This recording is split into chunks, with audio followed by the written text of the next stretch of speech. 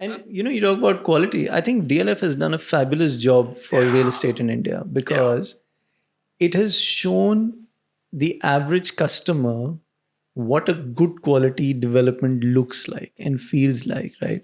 And I give a lot of credit. I mean, Hafiz Contract is a very unpopular architect, right? Because people don't see him as having been following the tradition of modernism in India. But I think his office really knows how to design and develop and deliver a high quality services building, right? The services always work. Staircases are always correct dimension. The air conditioning is always correct. It's never ad hoc, right? It's a proper executed building. Let's talk a little bit about what DLF has done for the design phase. What sets them apart? What has, and I know a lot of development that's happened over the last 10 years in India. Seeing the success of what DLF has done over the last 20, 25 years, I think a lot of real estate players are following that footstep. But in your opinion, what are the top 5 things that they really got right? So, I just finished reading this book. It's called Why the Heck Not, right? And it's by KP Singh. It's a memoir about DLF. And he takes us through his journey. I mean, which is, from Bulandshahr to how he became chairman emeritus at DLF. And of course, DLF had a life before him, right? So DLF used to develop colonies. So they've developed GK, Model Town, a lot of these colonies. They used to buy land from farmers, subdivide it, sell it into plots, and that was their business. In the post-independence era, that business sort of died down, but then they had a few assets left over when KP Singh, entered the business. And he decided that, okay, what we needed was modernization, right, of these assets. And two particular things I want to talk about. So one was their building, which is next to Jantar Mantar and which is opposite Park Hotel, right, which is currently the DLF head office. Right. When they were redeveloping it, he looked at the plans and obviously they weren't going to get permission because of ASI, because of being right next to Jantar Mantar. And I think what he did is he said, okay, this is a unique problem to have. Let me go and sort it out with the actual person who deals with this in the government. And he got the architects to develop a model and they did a shadow diagram. And they said, look, apart from the fact that there'll be this building there, there'll never be a shadow on Jantar Mantar. So Jantar Mantar, which is a sundial, will continue to perform the way it always used to perform.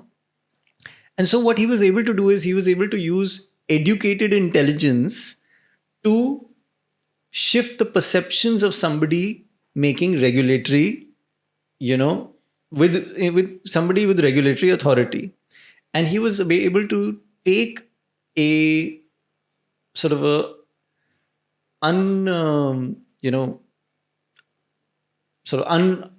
unhappy law, right, which would have applied to his property and converted it into a positive. So I think that one aspect of DLF, which is the ability to apply educational intelligence to governmental law, right, is a fascinating case study, right? Because most people would balk at it. Most people would say, yeah, this property is condemned.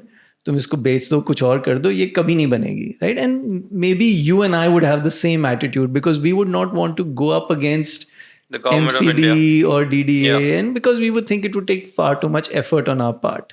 And I think he didn't have that notion in his head, right? He was happy to go ahead and grapple with it. And I think that's fabulous. I think the other thing is that they had this extraordinary vision of how buildings would end up getting used in India, right?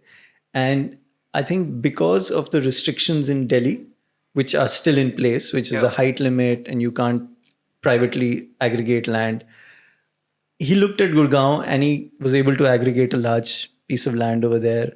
And they have eventually made, two huge developments in my mind. One is Cyber City, which is the hub where all the offices are. And the second is the apartments around the golf course, right? Around the golf course. So the golf course and the residential, which is very high end. And then they have this Cyber City, which is very sort of commercially driven. I think they have been able to create this sort of model for development of where a private player can aggregate land, make a development with some leverage, of course, right? And have it perform to a certain degree, right? Even in an environment where the regulatory is not, regulations are very sort of strict, right? And he's able to produce a good quality building. I think the fact that a lot of the governmental buildings aren't really that good quality, that sets our standard for quality even in the private sector. And he upped the ante, right?